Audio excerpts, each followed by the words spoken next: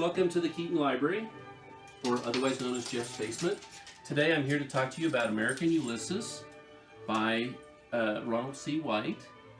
And my name is Jeffrey Keeten, and I actually want to start by talking about my name a little bit. My name is spelled K-E-E-T-E-N, unlike how it's normally seen spelled as K-E-A-T-O-N. And that happened actually during the Civil War. My ancestor, my great-great-grandfather, Thomas Newton Keeten, was conscripted into the Virginia Army at age 16.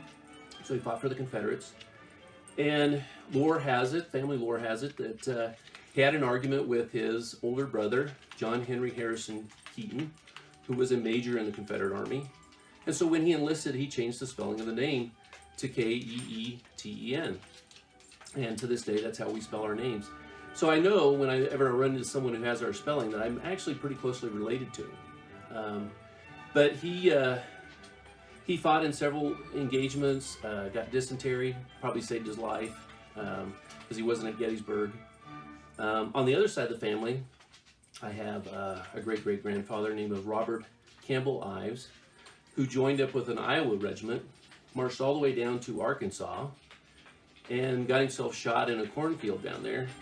The bullet passed through his jaw, and again, family lore says that a Confederate doctor came over and poured gunpowder into that wound and saved his life.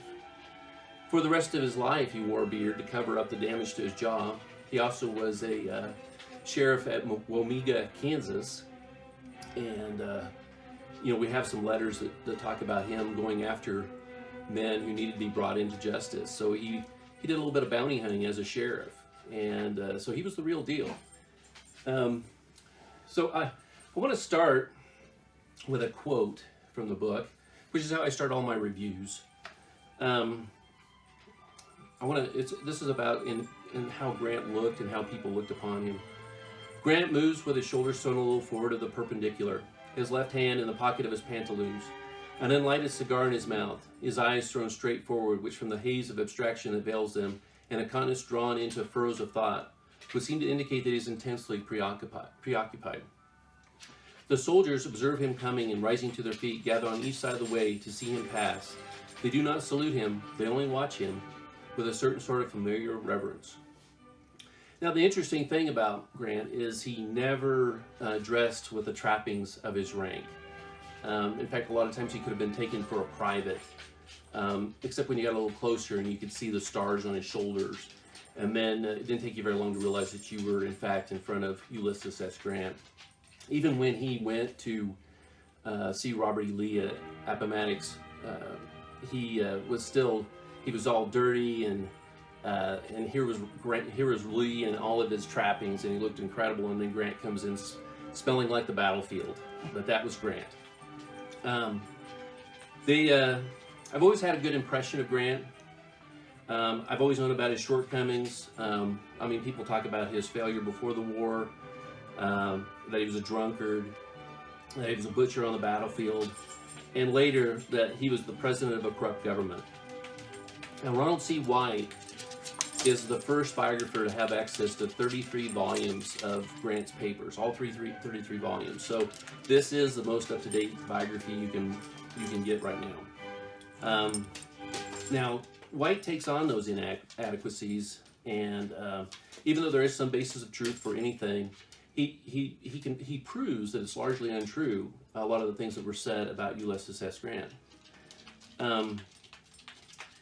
Let's take on his drinking to start with. Now, it's not that Grant didn't drink. In fact, sometimes he may have gotten drunk at different times in his life. But there is nothing to indicate that he was ever inebriated when he was needed for the battlefield.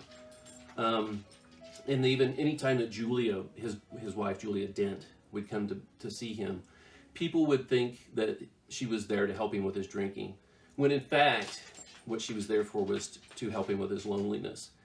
He wrote wonderful, imploring letters to her, asking her to come see him or write him more letters. He just couldn't get enough letters from her. And she was not much of a letter writer, unfortunately. She had cross eyes And you wonder if that didn't have something to do with why she didn't like to write. But they were very much in love, and it's one of the things I admire about him most is how he thought about his wife. Let's see, let's take on the battlefield. The butcher of the battlefield. The federal troops took more casualties in almost every battle they fought in the Civil War, regardless of who was their commanding officer. The side that has to be offensive instead of defensive generally takes more casualties, and as Grant pushed the Confederates southward, he usually found his enemy entrenched.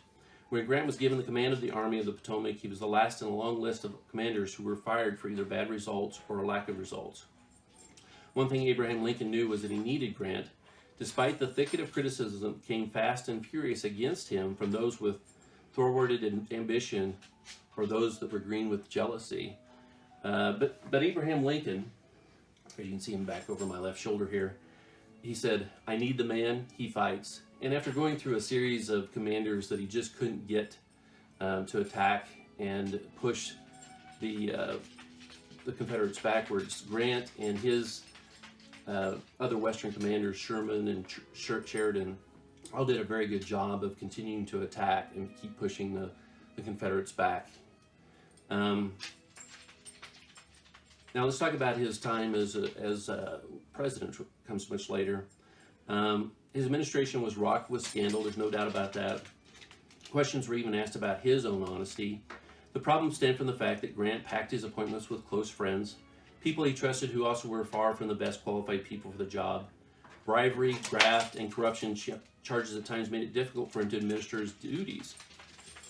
Grant was a loyal person, and he was constantly disappointed with the way the power of Washington tainted good men. But I want to say that there is no evidence that Grant had anything to do with any of the scandals. They were all people around him that he trusted, and unfortunately they let him down. Now Grant, interesting enough, fought in two wars. The first one was the Mexican-American War. He served under the future President Zachary Taylor. He was assigned the job of quartermaster, which, you know, if you ever watched the show MASH, Corporal Klinger was the quartermaster for that particular show. Now from Grant's perspective, he couldn't figure out what he'd done wrong to get assigned this job because it was a horrible job. I mean, you couldn't make barely anybody happy. But as it turns out, he was pretty damn good at the job. He arranged how the army would travel in Mexico. He found supplies when supply lines became stretched too thin. Next to the commander in charge, there's probably not a more important person in any army.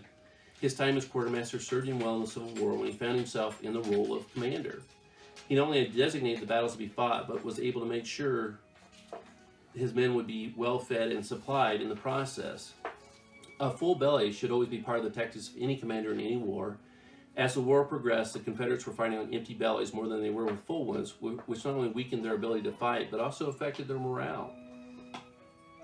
The other interesting thing about the Mexican-American War was the who's who of Civil War generals who fought in that conflict as subordinate officers.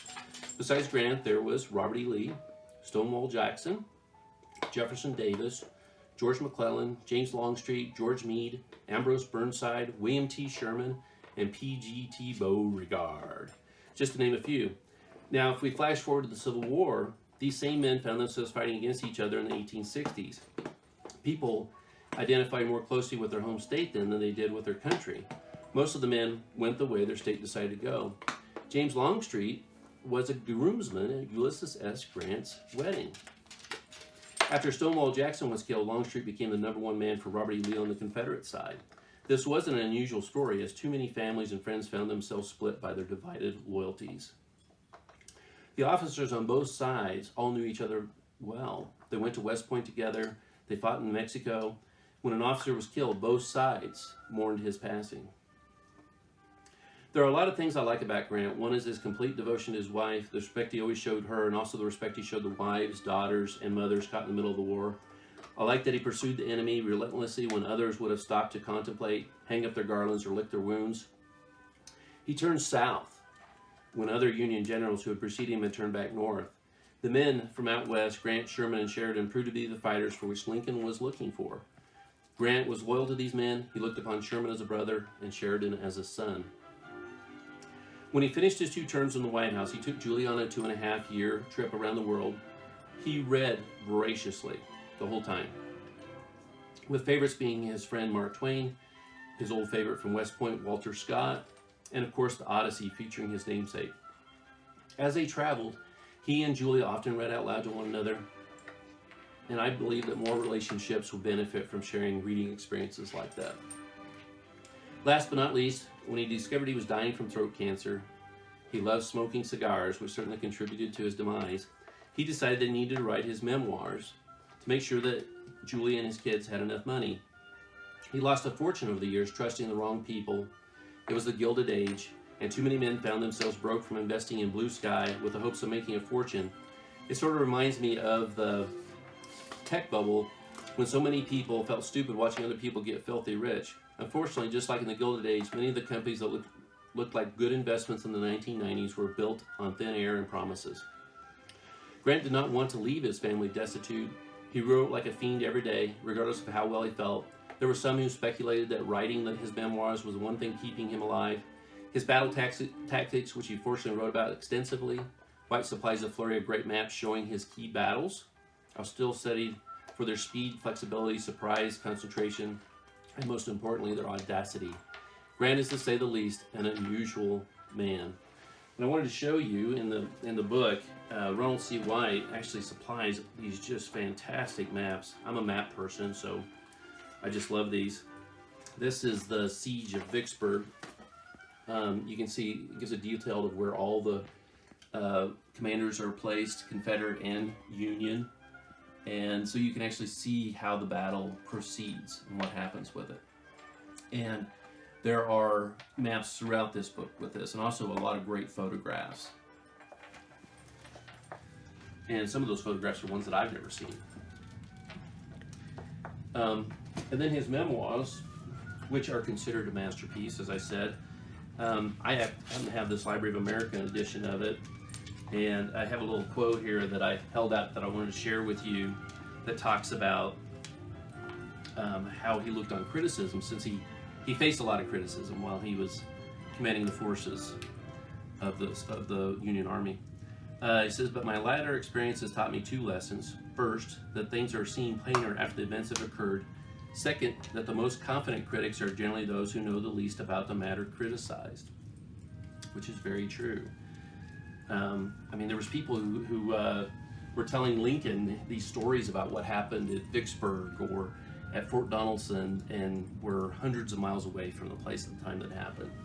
So obviously, if their information was correct at all, it was third or fourth hand by the time it got to them.